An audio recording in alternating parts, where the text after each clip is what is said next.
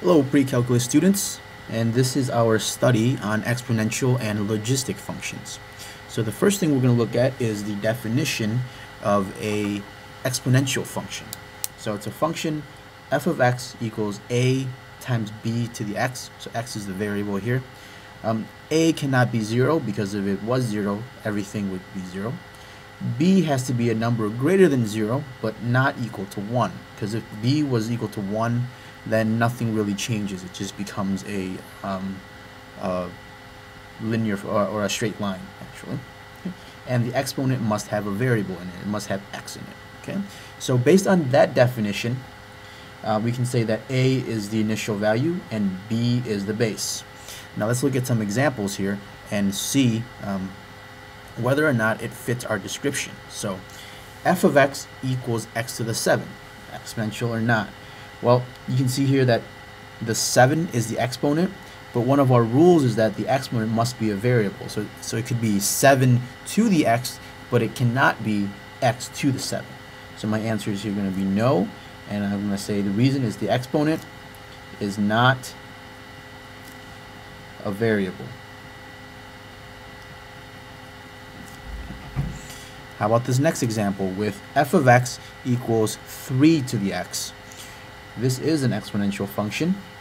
The initial value, it's not written here, but it does exist. We can rewrite this as f of x equals 1 times 3 to the x. So a is equal to 1, and b is equal to 3. b is the base, the value that is continuously multiplied. Okay. Next example, f of x equals pi to the x. This is yes. A is 1 once again, and b is pi because you have an exponent here. Okay.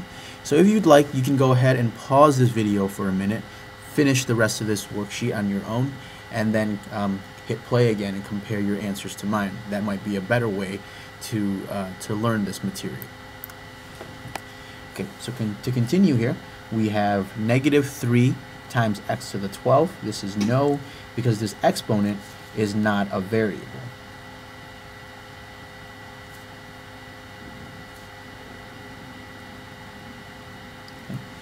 Number 5, negative 17 times 2 to the x. Well, the question here is, does negative 17 change anything? Well, let's look at our rules. A, the initial value, can be anything that's not equal to 0. It can be less than 0 or greater than 0. It just can't be equal to 0. So this is still yes. The value of A would be negative 17.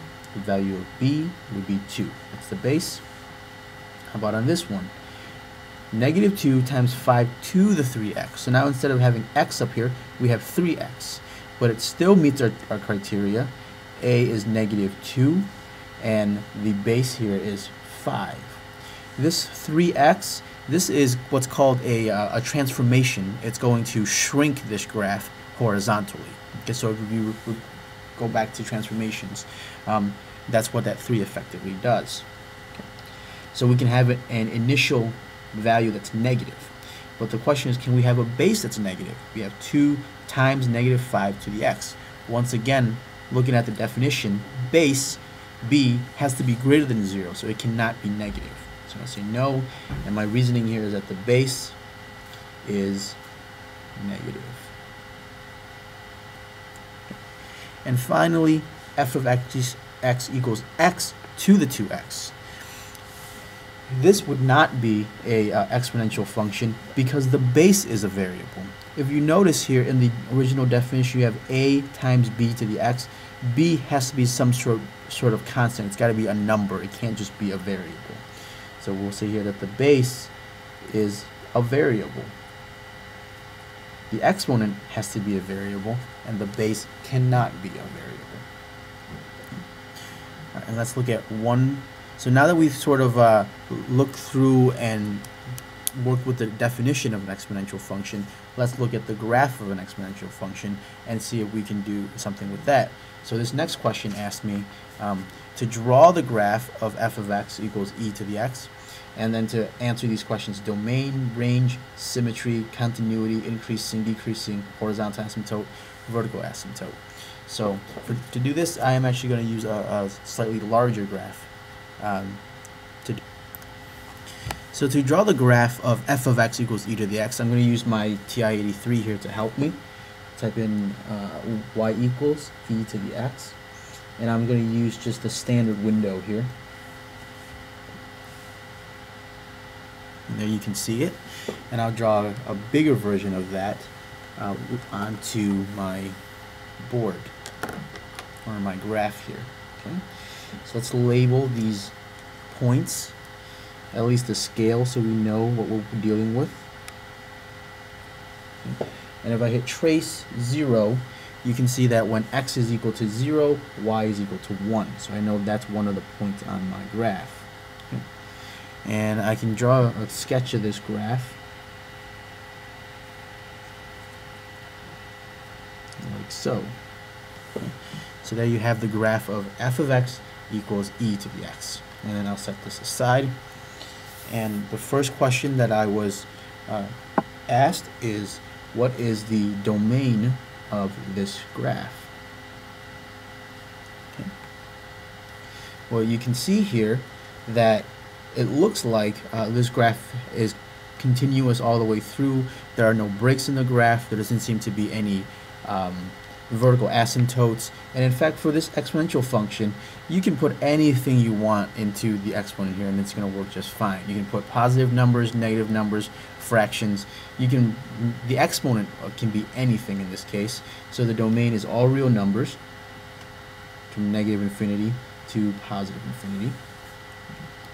And let us study the range of this function.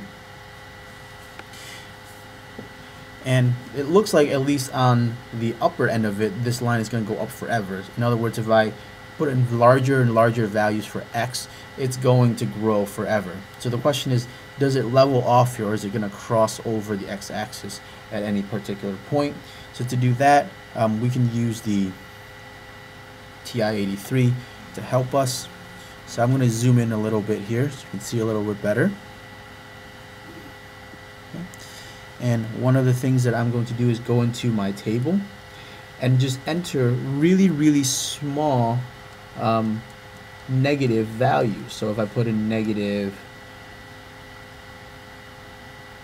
5,000 or 50,000, you can see that it says here that it's equal to 0.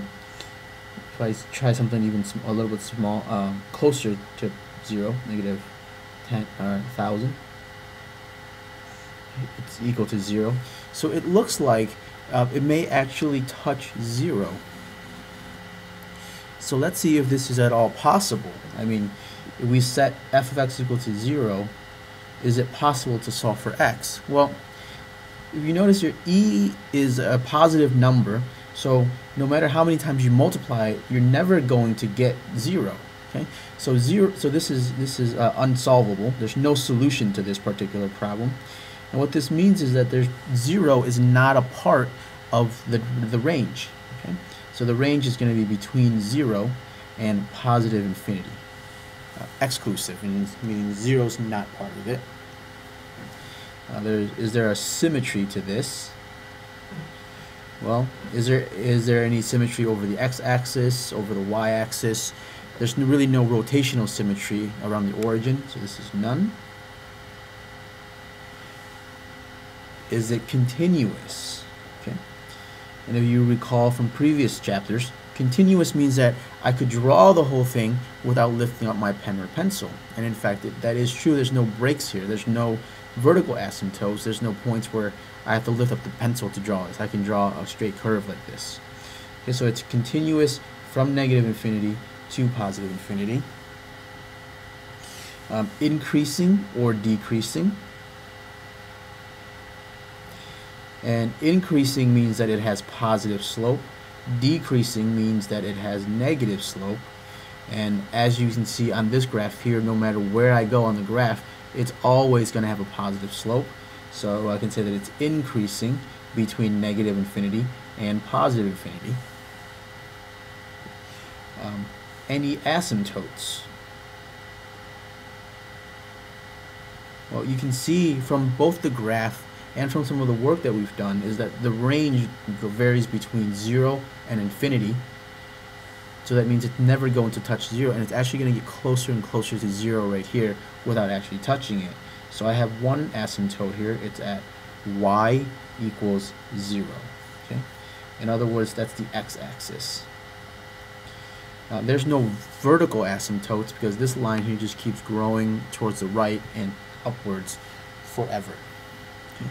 And there you have it, kind of the oh, sorry, one more thing that we should do when we analyze this graph is see what the boundedness of it is.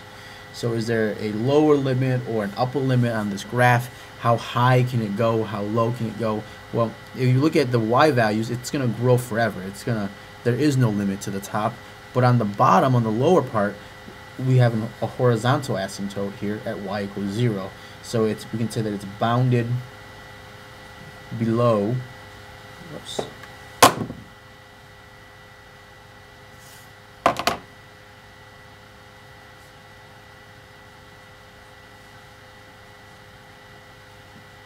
At y equals 0.